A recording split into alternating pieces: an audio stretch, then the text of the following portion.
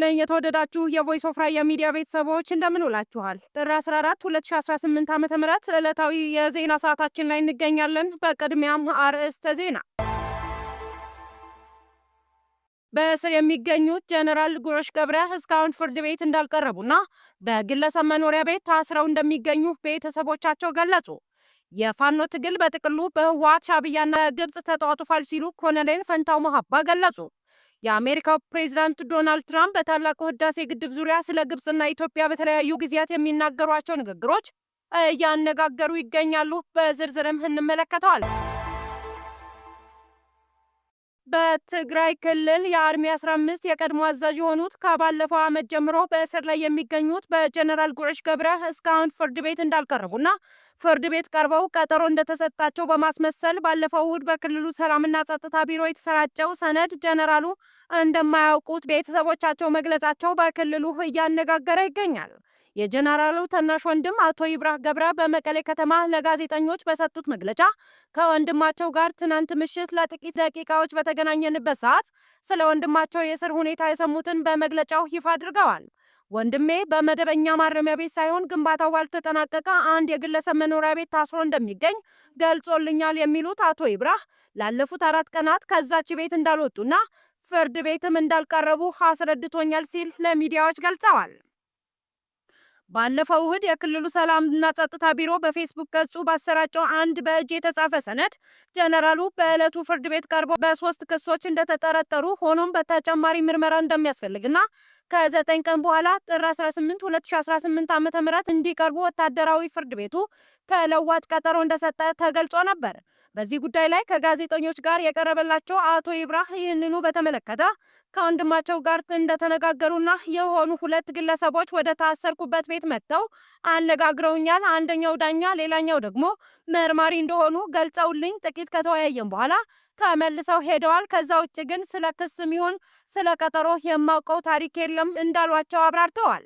ከዚህ በተጨማሪ አቶ ይብራህ በቢቢሲ ትግርኛ የመቀሌ ዘጋቢ ቅሬታ ያቀረቡ ሲሆን ዘጋቢው ከወንድማቸው አሳሪዎች ጋር በተናበበ መልኩ ቀደሞ ቢሮ ውስጥ እንደጠበቃቸውና በተንቀሳቃሽ ስልክ ድባቡን በመቅረጽ ቪዲዮን ለአሳሪዎች የፖለቲካ ትርፍ እንዲውል አድርገዋል ያሉ ሲሆን ከሱ በተጨማሪ ወንድማቸውን የፍርድ ቤት ደጃፍ እንዳረገጠ እየታወቀ በ48 ሰዓት ፍርድ ቤት ቀርቧል በማለት ቢቢሲ ላይ የተዛባ ዘገባ አቅርቧል ሲሉ ቅሬታቸውን ገልጸዋል።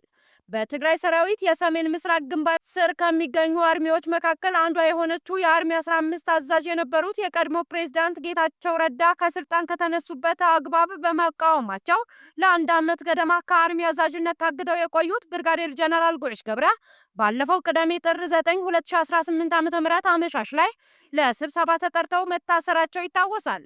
ጀነራሉ ለእስር እንደተዳረጉ ይፋ ከሆነ በኋላ በማግስቱ እሁድ የክልሉ ሰላምና ጸጥታ በፌስቡክ ገጹ ባሰራጨው አንድ በእጅ የተጻፈ ሰነድ ጀነራሉ በፍርድ ቤት እንደቀረቡና ተጨማሪ ምርመራ ስለሚያስፈልግ ከ9 ቀን በኋላ ጥር 18 2018 ዓ.ም እንዲቀርቡ ቀጠሮ መሰጠቱን ሰነዱ ይጠቁማል።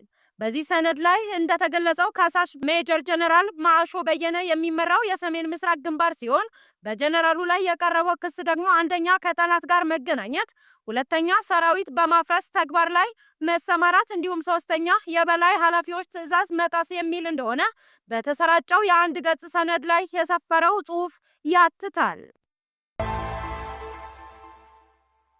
የፋኖ ትግል በጥቅሉ በህወሓት ሻዕቢያና በግብጽ ተጧጡፏል ሲሉ ኮሎኔል ፈንታው መሀባ ገለጹ።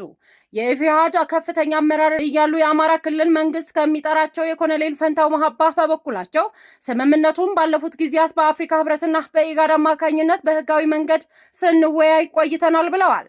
ስምምነቱን ያለፈው የሚጠናከርበትና ህጋዊ በሆነ መልኩ እየተፈጸመ መሆኑን ገልጸው ባለፈው ጦርነት የአማራ ህዝብ ከፍተኛ ጉዳት እንደደረሰበትና የአይን እማኝ ነን፣ ክልሉም ከዚህ በላይ ጦርነት የመሸከም አቅም የለውም ብዬ በማሰብ እጅ ሰጥቻለሁ ሲሉ ተደምጠዋል። ፋኖ የያዘው ጦርነት በጥቅሉ በህወሓት ሻዕቢያና በግብጽ መጧጧፉን አንስተው አብረው ሲታገሉ የነበሩት የፋኖ ኃይሎች አጥፊ ናቸው ሲሉም ከሰዋቸዋል። ጨምረውም ኮሎኔል ፈንታው መሀባ የህዝቡን ጥያቄ ከአጥፊ ኃይሎች ጋር በማበር አይመለስም በማለት 2 ዓመት በረሃ የቆዩበትን ትግል አጣጥለውታል። አክለውም ጫካ ለሚገኙ ታጣቂ ኃይሎች እኛ የመረጥነውን የመንግስት የሰላም ጥሪ ተቀበሉ በማለት በአዲስ አበባ ካፒታል ሆቴል በሰጡት መግለጫ መልእክትም አስተላልፈዋል። የአሜሪካው ፕሬዝዳንት ዶናልድ ትራምፕ በታላቁ ህዳሴ ግድብ ዙሪያ ስለ ግብጽና ኢትዮጵያ በተለያዩ ጊዜያት የሚናገሯቸው ንግግሮች እያነጋገሩ ይገኛሉ። የአሜሪካው ፕሬዝዳንት ዶናልድ ትራምፕ ጠቅላይ ሚኒስትር አብይ አህመድና የግብጹ ፕሬዝዳንት አብዱል ፈታህ አልሲሲን ማገናኘት እንደሚፈልጉም ተናገሩ። ትራምፕ ሁለቱን መሪዎች ማገናኘት የሚፈልጉት በህዳሴ ግድብ ምክንያት በኢትዮጵያና በግብጽ መካከል የተፈጠረውን ውዝግብ የሚፈታ ስምምነት ለማበጀት እንደሆነም ገልጸዋል። ፕሬዝዳንቱ ይህንን ያሉት በስዊዘርላንድ ዳቮስ በመካሄድ ላይ የሚገኘው የዓለም ኢኮኖሚ ፎረም ጎን ለጎን ከግብጽ አቻቸው ጋር ተገናኝተው በተወያዩበት ወቅት ነው። ዛሬ ረቡዕ ምሽት በተካሄደው በሁለቱ ፕሬዝዳንቶች ውይይት ላይ የአሜሪካ ውጭ ጉዳይ ሚኒስትር ማርኮ ሩቢዮና የግብጽ አቻቸው ባድር አብድላቲን ጨምሮ ሌሎች ከፍተኛ ባለስልጣናት ተገኝተዋል። ትራምፕ ውይይቱን ሲጀምሩ ከግብጽ ጋር በጣም ጥሩ ግንኙነት አለን፣ ፕሬዝዳንቱ ደውለው አንዳች ነገር ይጠይቃሉ፣ ሁልጊዜም መፍትሄ እናገኝለታለን ሲሉ ተደምጠዋል። አልሲሲ በፊናቸው ትራምፕ ወደ ዋይት ሃውስ ከተመለሱ ወዲህ በስኬቶች የተሞላ ዓመት እንዳሳለፉ ጠቅሰው አሞግሰዋቸዋል። የግብፁ ፕሬዝዳንት በአረብኛ ቋንቋ ባሰሙት ንግግር እርሳቸው ባሉበት የዓለም ክፍል እጅግ ከባድ ያሉትን የጋዛ ጉዳይ አንስተዋል።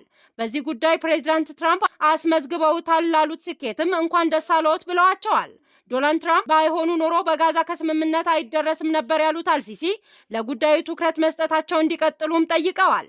በእስራኤልና በሐማስ መካከል ሲደረግ የነበረው ውጊያ በተኩስ አቁም ስምምነት ከቆመ ወዲህ ሁለተኛ ምዕራፍ ተግባራዊ ሊሆን እንደሚገባ የግብጽ ፕሬዝዳንት በዚሁ ንግግራቸው አሳስበዋል። ሁለተኛው ምዕራፍ ስኬታማ እንደሆነ በእኛ በኩል የምንችለውን ሁሉ ለማድረግ ዝግጁ ነን ሲሉም ቃል ገብተዋል።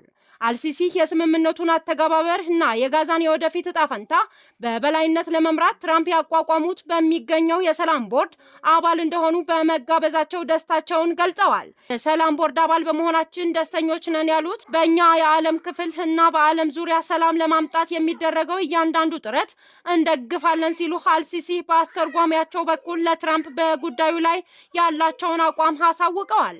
የግብፁ ፕሬዝዳንት የህልውና ጉዳይ ያሉትን የላይን ወንዝና የታላቁ ህዳሴ ግድብ በተመለከተ ትራምፕ ለሀገራቸው የሚያደርጉትን ድጋፍ አመስግነዋል። በትራምፕ የመጀመሪያ የስልጣን ዘመን በግድቡ ጉዳይ ላይ ያለውን አለመግባባት ለመፍታት ከፍተኛ ጥረት ተደርጎ እንደነበር ያስታወሱት አልሲሲ በወቅቱ ተዘጋጅቶ የነበረው ስምምነት እንዲፈርስ የአሜሪካው ፕሬዝዳንት ሁሉንም ነገር ማድረጋቸው ጠቅሰዋል። ፕሬዝዳንት ትራምፕም በምላሻቸው የታላቁ ህዳሴን ግድብ ጉዳይ ቅድሚያ ሰጥተው ተናግረዋል። ትራምፕ በዚሁ ንግግራቸው የህዳሴው ግድብ ከዓለም ግዙፉ ግድቦች አንዱ እንደሆነ ጠቅሰው የግንባታ ወጪውም የሸፈነችው ሀገራቸው እንደሆነችም ተናግረዋል። ዶናልድ ትራምፕ የህዳሴው ግድብ ወጪ በአሜሪካ መሸፈኑን በተመለከተ ሲናገሩ የአሁኑ የመጀመሪያቸው አይደለም። ከቀናት በፊት በሰጡት መግለጫም ይህንኑ አስተጋብተው ነበር። የአሜሪካ ፕሬዝዳንት የውጭ ጉዳይ የተመለከተ አወዛጋቢ አስተያየት ለመጀመሪያ ጊዜ የሰጡት በመጀመሪያው የስልጣን ዘመናቸው ወቅት ነበር። የተወደዳችሁ አድማጮቻችን የዛሬው ጥር 14 2018 የቮይስ ኦፍ ራያ የሚዲያ ዜና ሰዓታችን የተከታተላችሁትን ይመስል ነበር። ስለተከታተላችሁንም እጅግ አድርገን እናመሰግናለን። ሰላም